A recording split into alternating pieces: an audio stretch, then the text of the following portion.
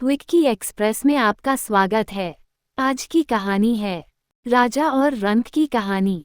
एक समय की बात है, किसी गांव में एक भिखारी रहता था।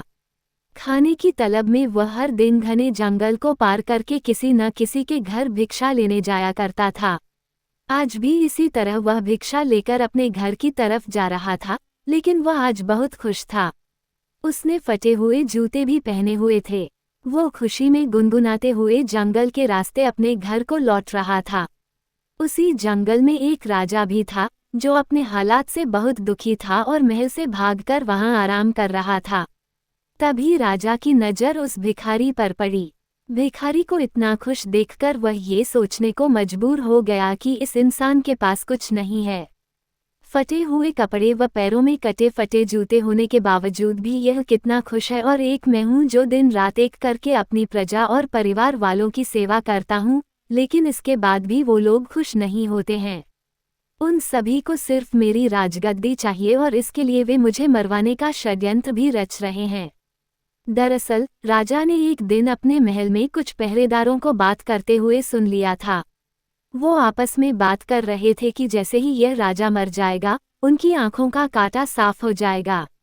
वहीं राजा की पत्नी बहुत पहले ही उसे वह राजमहल को छोड़कर जा चुकी थी। राजा को कोई पुत्र भी नहीं था, इस वजह से उसके पास अपना कोई उत्तराधिकारी भी नहीं था। जिस दिन से राजा ने अपने खिलाफ इस षड्यंत्र के बारे में सुना, तब से वो बहुत ही सावधान रहने लगा था। इतना ही नहीं, एक दिन राजा के खाने में उसके भाई ने जहर मिलवा दिया था, जिसके बारे में राजा को भनक भी नहीं थी। वो तो राजा जब खाना खाने बैठा तो अचानक एक बिल्ली ने आकर वो खाना खा लिया और कुछ देर बाद वो बिल्ली वहीं मर गई। इस घटना के बाद से राजा अपने खिलाफ हो रहे षड्यंत्र के प्रति बेहद सतर्क हो गया था। उसने अपने भाई से कहा कि उसके मरने के बाद वही राजा बनेगा, इसलिए उसे राज्य की सारी जानकारी रखनी चाहिए। इसी वजह से एक दिन इन्हीं सब बातों से परेशान होकर राजा ने महल छोड़ दिया और बिना किसी को बताए वहां से भागकर वह उस जंगल में आ गया था। वह जंगल उसकी नगरी से बहुत दूर था, इस वजह से उसे वहां कोई पहचान भी नहीं सकता था। राजा जंगल में बहुत दिनों से था, जिस वजह से उसके बाल भी काफी बड़े हो गए थे। उस भिखारी को देखकर राजा ने सोचा कि हम दोनों ही इंसान हैं, बस फर्क है कि वो खुश इंसान है और मैं दुखी। राजा जल्दी जल्दी में महल से भागा था, इसलिए उसने सुंदर मोतियों की एक माला, जरी हुए जूते, कीमती कपड़े और हाथों में सोने की अंगूठियां भी पहनी हुई थी। जब भिखारी ने राजा को देखा तो वह थोड़ा पीछे हट गया और सोचने लगा कि मैंने तो कटे फटे कपड़े और जूते पहने हुए हैं। भीख न मिले तो मैं भूखा ही रह जाऊं, लेकिन इसके तो ठाठ बाट ही अलग हैं। ये कितना खुशनसीब है कि इसने हीरे जवाहरात, सुंदर कपड़े और जूते पहने हुए हैं, लेकिन इसके बाद भी यह खुश नजर नहीं आ रहा है। उसने सोचा, चलो इस शख्स से ही उसके खुश न होने की वजह पूछता हूँ। भिखारी राजा के पास पहुंचा और उसे राम राम बोला। राजा ने भी भिखारी को राम राम का जवाब दिया। भिखारी ने कहा, आप तो बहुत अमीर परिवार के लगते हैं, शायद आप कहीं के राजा हैं। राजा ने कहा, हाँ सही बोले तुम, मैं सूरतगढ़ का राजा हूँ और अपना राज अपने भाई को देकर यहाँ पर आ गया हूँ। मेरे घरवाले दौलत के चक्कर में मुझे मरवाने का षड्यंत्र कर रहे थे, उसी से बचने के लिए मैं यहाँ पर मन की शांति के लिए आया हूँ। काफी दिनों से मैं ऐसी हालत में हूँ, मेरी लंबी दाढ़ी देखकर लोग मुझे भगा देते हैं।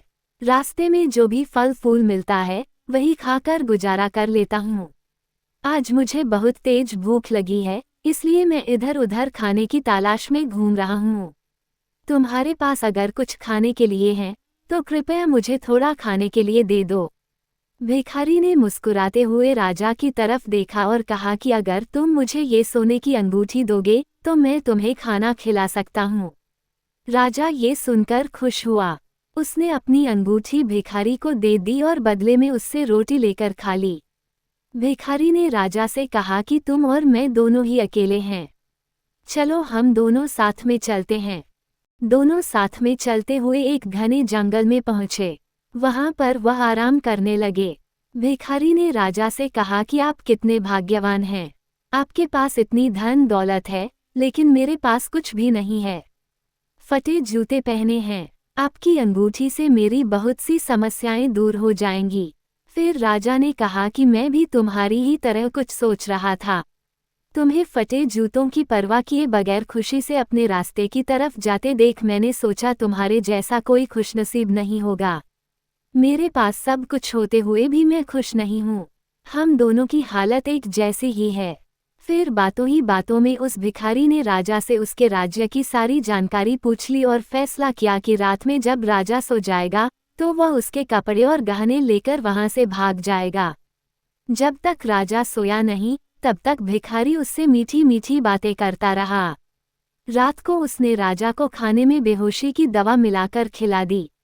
इससे राजा गहरी नींद में सो गया। फिर भिखारी ने राजा के कपड़े व उसके सारे गहने पहने और वहां से भाग गया। राजा सोता ही रह गया, लेकिन रास्ते में उसे कुछ चोरों ने देख लिया।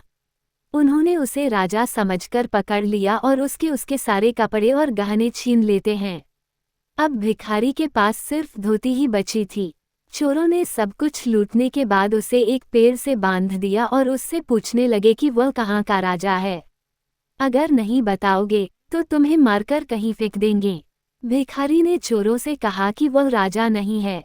मैंने अपनी लालच की वजह से एक राजा के सारे कपड़े और गहने चोरी कर पहन लिए थे। वह राजा अपने जीवन से दुखी है और जंगल में खाने के लिए भटक रहा है। चोरों ने उसे बोला कि वह नाटक कर रहा है। उन्होंने फिर से उससे पूछा कि तुम कहाँ के राजा हो। भिखारी ने चोरों को बताया कि वह राजा राय प्रताप है, जो सूरतगढ़ का राजा है। उसका भाई राय बहादुर उसके राज्य का मंत्री है। वह अभी जंगल में आराम कर रहा है, लेकिन चोरों ने उसकी बात पर भरोसा नहीं किया।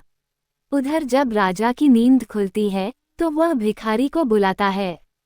उसने अपने सामान को देखा तो उसके पास सिर्फ एक पोटली ही होती है, जिसमें उस भिखारी का कुछ सामान होता है। दूसरी तरफ वो चोर सूरतगढ़ के महल में पहुंच जाते हैं। वहां पहुंचकर वो राजा के भाई राय बहादुर से कहते हैं कि उनके पास उनका भाई है। अगर वो उसे जिंदा बचाना चाहते हैं तो उसके लिए उन्हें 3000 सोने के सिक्के देने होंगे। ये सुनकर राय बहादुर ने बोला, इसके लिए तुम्हें मेरे भाई को मुंह पर कपड़ा बांधकर राजमहल लाना होगा, तभी हम तुम्हें सोने के 3000 सिक्के देंगे। चोर उस भिखारी के मुंह पर कपड़ा बांधकर उसे राजमहल लाते हैं और उसे राय बहादुर के हवाले कर देते हैं। राजा के कपड़ों में भिखारी को देखकर राय बहादुर को यकीन हुआ कि यह उसका भाई ही है। उसने सोचा कि अब वो इसे मारकर खुद राजा बन जाएगा, लेकिन जब उसने भिखारी के मुंह से कपड़ा हटाया तो वह गुस्सा हो गया। उसने चोरों को कहा कि मुझे पता था कि तुम लोग दौलत के चक्कर में मुझसे झूठ बोल रहे हो। यह आदमी मेरा भाई नहीं है। हम तुम्हें 2 महीने का समय देते हैं, मेरे भाई को पकड़ कर लाओ। अगर नहीं लाए तो तुम सबको गोली मार देंगे और अगर यहाँ से भागने की कोशिश की तो जिंदा दफन करवा दूंगा। ये सुनकर सभी चोर बहुत डर गए और मौका मिलते ही वहां से भाग गए। रास्ते में उन्होंने भिखारी से कहा कि तुम सही थे, अब हमें बताऊं वह असली राजा कहाँ पर है, फिर तुम्हें भी फिरौती के धन में हिस्सा देंगे। भिखारी ने बताया कि उसने राजा को इसी जंगल में छोड़ा था, लेकिन बहुत ढूंढने के बाद भी राजा उन्हें नहीं मिला। वहीं नींद से जागने के बाद जब राजा को भिखारी की सारी हरकत समझ आती है तो उसे बहुत दुख होता है। उसने सोचा कि अब उसे कहीं जाकर अपने खाने के लिए इंतजाम करना होगा, वरना वह भूख से ही मर जाएगा। कई दिनों तक राजा भूखा प्यासा ही चलता रहा और रूखा सूखा जो मिलता वही खा लेता। चलते चलते राजा को 1 हफ्ता हो गया था। उसे याद आया कि उसके पास एक पोटली है जो भिखारी उसी के पास भूल गया था। वो उस पोटली को खोलता है तो उसमें उसे सन्यासियों के कपड़े मिलते हैं। राजा ने सन्यासी वाले कपड़े पहन लिए। वह जंगल से निकलकर एक छोटे से गांव के पास पहुंचा। वहां एक नदी के किनारे पहुंचकर वह सो गया और 2 दिनों तक सोता रहा। वहीं आसपास के लोगों को लगा कि ये कोई साधु बाबा हैं जो अपनी समाधि में ध्यान कर रहे हैं। लोगों ने सो रहे राजा के पास चावल चढ़ा दिया तो कुछ लोगों ने धूप जला दी। जब तीसरे दिन राजा की नींद खुली तो उसे अपने पास बहुत सारे फलों का चढ़ावा मिला। ये देखकर वह बहुत खुश हो गया। राजा ने मन में सोचा कि सन्यासियों का जीवन अच्छा है, बिना मेहनत किए भोजन मिल जाता है। अब उसे यहाँ से कहीं और जाने की आवश्यकता भी नहीं होगी। राजा ने वहीं पर एक कुटिया बना ली और उसी में रहने लगा। गांव के लोग उसकी पूजा करते और चढ़ावे में खाने के लिए फल और अन्य चीजें देकर जाने लगे। एक दिन गांव के सभी लोग मिलकर उसके पास गए और उससे कहने लगे कि बाबा, हमारे गांव में बहुत सालों से बारिश नहीं हुई है, आप कोई उपाय करें। ये सुनकर राजा परेशान हो गया कि अब वह क्या करे। वह अपनी सच्चाई भी नहीं बता सकता था। उसने लोगों को बोला कि इसके लिए उपवास करना होगा और अगले 2 महीने तक कोई भी इस कुटिया के अंदर नहीं आएगा। गांव वाले उसकी बात मान गए। लोग दूर से ही कुटिया के बाहर चढ़ावा चढ़ाकर चले जाते थे। राजा सोचने लगा कि उसका जीवन हर तरह से मुश्किलों से भरा है। उसे दूसरों का अच्छा जीवन देखकर जलन नहीं करना चाहिए। साधु बनकर वह बैठे बैठे खा रहा है, लेकिन उसका जीवन एक कैदी की तरह हो गया है। उसे एक ही जगह पर बैठे रहना होता है। कहाँ मैं हर रोज बढ़िया बढ़िया भोजन खाता था और कहाँ यहाँ सिर्फ फल खाकर जिंदा हूँ। राजा नास्तिक था, इसलिए साधु के वेश में उसे भगवान का भजन करने का ढोंग करना पड़ रहा था। उसने सोचा 2 महीने पूरे होते ही वो वहां से चला जाएगा। धीरे धीरे समय बीतता जा रहा था। एक दिन राजा परेशान होकर खुद ही भगवान से कहने लगा कि हे भगवान, मुझे बचा लो, आप ही कोई चमत्कार कर दो। इसके बाद राजा ने भगवान से अपनी सारी गलतियों के लिए माफी भी मांगी। राजा ने भगवान के सामने हाथ जोड़ते हुए कहा कि मुझे समझ आ गया है कि अपनी मुसीबतों से कभी घबराकर भागना नहीं चाहिए, बल्कि उनका डटकर सामना करना चाहिए। हे भगवान, मेरी लाज रख लो, इस गांव में बारिश करवा दो। वहीं गांव के लोग रोजाना कुटिया के बाहर आते, भजन कीर्तन करते और दूर से चढ़ावा चढ़ाकर घर को लौट जाते थे। इसी तरह 2 महीने पूरे होने वाले होते हैं। तभी एक दिन गांव के लोग दौड़े दौड़े राजा के पास आते हैं और कहते हैं कि बाबा, आप तो महान हैं, उनके गांव में बारिश हुई है। राजा कहने लगा, अब मुझे इजाजत दो, मैं यहाँ से जाना चाहता हूँ। लेकिन लोगों ने उन्हें रोक लिया। लोगों ने कहा कि वे एक आदमी भेजेंगे जो उनकी सेवा किया करेगा। राजा ने भी सोचा चलो ठीक है, आगे जो होगा देखा जाएगा, और वहीं पर रहने लगा। कुछ समय बाद वह भिखारी और चोर भी राजा को ढूंढते ढूंढते उसी गांव में आ गए। उन्होंने वहां के लोगों से उस चमत्कारी बाबा के बारे में सुना जो लोगों की समस्याओं को दूर करने के उपाय बताता है। जब वे लोग उस बाबा से मिले तो राजा और भिखारी एक दूसरे को पहचान जाते हैं, लेकिन वे चोरों को इसका पता नहीं चलने देते हैं। फिर बाबा के भेष में राजा ने उनसे पूछा कि तुम लोग कहाँ से आए हो।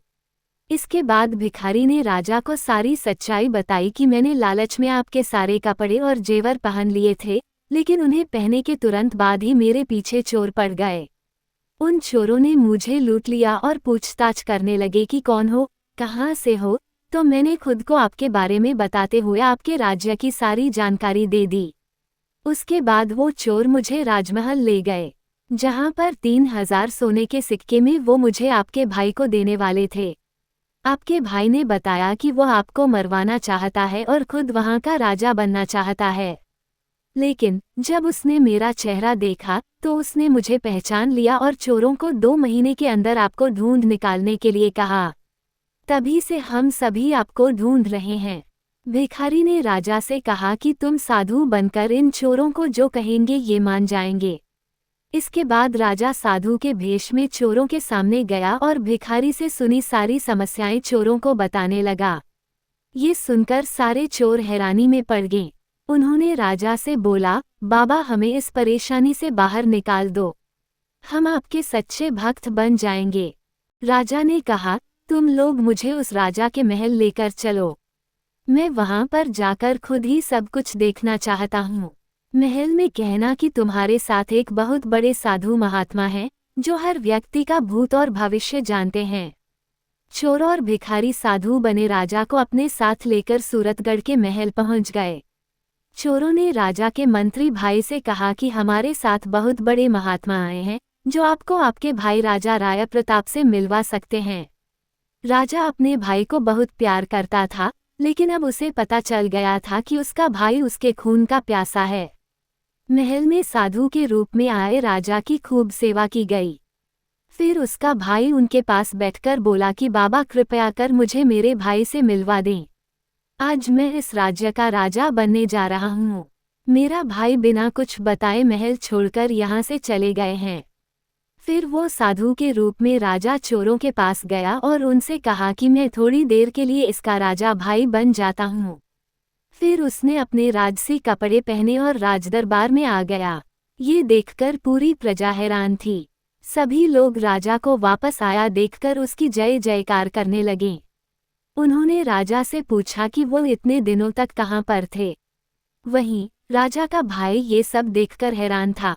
वो लोगों से कहने लगा कि यह उसका राजा भाई नहीं है, बल्कि यह तो एक साधु है जिसने थोड़ी देर के लिए मुझे अपने भाई के रूप से मिलवाया है। वो अभी अपने असली रूप में आ जाएंगे और बाबा बन जाएंगे। राजा ने भी सभी को समझाते हुए कहा कि मैं थोड़ी देर में अपने असली रूप में आ जाऊंगा। इसके बाद सभी लोग राजा के भाई का राज्याभिषेक करने लगे। वह जैसे ही राजा की गद्दी पर बैठने वाला था, वैसे ही साधु बने राजा ने कहा, मैं खुद अपने भाई को राजा बनाना चाहता था, लेकिन एक दिन मैंने महल में लोगों को मेरे खिलाफ हो रही साजिश के बारे में बात करते हुए सुन लिया था। मुझे कभी भी यह नहीं पता चल सका कि इन सब के पीछे मेरे अपने ही भाई का हाथ है। अगर मेरा भाई मुझसे अपने राजा बनने की बात कहता तो मैं खुश खुशी उसे राजा बना देता, लेकिन इसने मुझे जहर देकर मारने का प्रयास किया। पर जिस पर भगवान का साया हो उसका कुछ नहीं बिगड़ता। ये सुनकर राजा का भाई राय बहादुर बोलने लगा कि यह साधु कुछ भी अनाप-शनाप बोल रहा है। ये हमें ठगने का प्रयास कर रहा है। उसने राजा को धमकी देते हुए कहा कि तुम यहाँ से जल्दी से दफा हो जाओ, वरना तुम्हें धक्के मारकर महल से बाहर निकाल देंगे। राजा का एक वफादार सेवक था। साधु बने राजा की बातें सुनकर वह रोने लगा। रोते हुए उसने बोला, मैंने आपको पहचान लिया है। आप ही हमारे असली राजा हैं। मुझे क्षमा कर दें। मैंने ही आपके खाने में जहर मिलाया था। इसके बदले में मुझे आपके भाई ने 1000 सोने के सिक्के देने का वादा किया था। आप मुझे माफ कर दो। मैं आपका असली गुनहगार हूँ और इसके लिए आप मुझे जो भी सजा देंगे मैं उसके लिए तैयार हूँ। अब राजा के जीवन की सारी सच्चाई पूरी प्रजा को पता चल गई थी। सभी लोग राजा के मंत्री भाई को घृणा की नज़रों से देख रहे थे। राजा ने अपने महल के मंत्रियों को आदेश दिया कि वह अपने महल से अपने भाई को बेदखल कर रहा है। उसे आज ही 1 साल के लिए ये राज्य छोड़कर जाना होगा। जब उसे अपनी गलती का एहसास हो जाएगा तो वह महल में वापस आकर मेरे साथ काम करने का अधिकारी बन सकेगा। एक बार फिर से राजा राय प्रताप को अपने राज्य की राजगद्दी मिल गई और वह फिर से अपनी प्रजा की सेवा करने लगे। राजा ने भिखारी को अपने महल का मंत्री बना दिया और चोरों को भी महल में माली का काम दे दिया। 1 साल बीतने के बाद राजा का भाई भी महल वापस आ गया था। उसे अपनी गलती का एहसास हो गया था। महल वापस आकर उसने अपने भाई से माफ़ी मांगी और पूरे कर्तव्य से अपना काम करने का वचन दिया। राजा ने फिर से उसे महल में उसका स्थान वापस दे दिया। कहानी से सीख। राजा और रंक की कहानी हमें ये शिक्षा देती है कि कभी लोभ के कारण दूसरों का बुरा नहीं करना चाहिए। हमेशा सत्य का मार्ग अपनाना चाहिए और पूरी निष्ठा से जीवन के प्रति अपनी जिम्मेदारियों को अपनाना चाहिए। सुनने के लिए धन्यवाद। मेरा चैनल सब्सक्राइब करें, लाइक और शेयर भी करें। धन्यवाद।